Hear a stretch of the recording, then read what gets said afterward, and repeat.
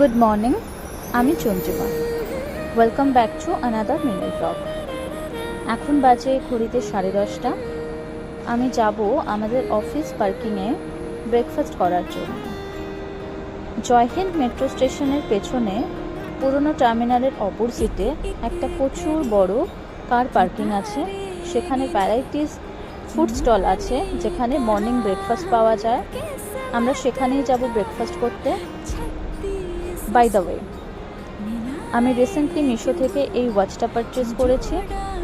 খুবই কম দামে পেয়েছি। ইভেন এটার কোয়ালিটি খুবই ভালো, খুবই ক্লাসিক একটা লুক দেয়। তোমরা চাইলে পারচেস করতে পারো, আমি ডেসক্রিপশনে লিঙ্ক দিয়ে দেবো। আমরা চলে এসেছি পার্কিংয়ের পেছনে এয়ারপোর্ট থানার ভেতরে।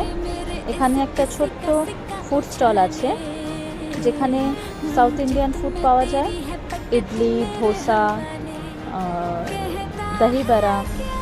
আমরা 10:30টায় গেছি, তারপরেও ধোসা অ্যান্ড দহিবড়া শেষ হয়ে গেছিলো, তাই জন্য আমরা ইডলি খেয়েছিলাম। ভীষণ ডিলিশিয়াস খেতে হয়। তোমরা যদি কখনো এয়ারপোর্টে আসো, ডেফিনেটলি ওনার এই খাবারটা ট্রাই করতে পারো, খুবই ভালো। অবশ্যই তোমাদের মর্নিংয়ে আসতে হবে, না হলে তোমরা মিস করে যাবে। ব্রেকফাস্ট করে আমরা অফিসে রিটার্ন করে পেন্ডিং কাজ কমপ্লিট করে বাড়িতে যাওয়ার জন্য বেরিয়ে পড়েছি। আমার মিনি ব্লগগুলো যদি তোমাদের ভালো লেগে থাকে, আমার চ্যানেলটাকে লাইক, শেয়ার অ্যান্ড সাবস্ক্রাইব করে দিও।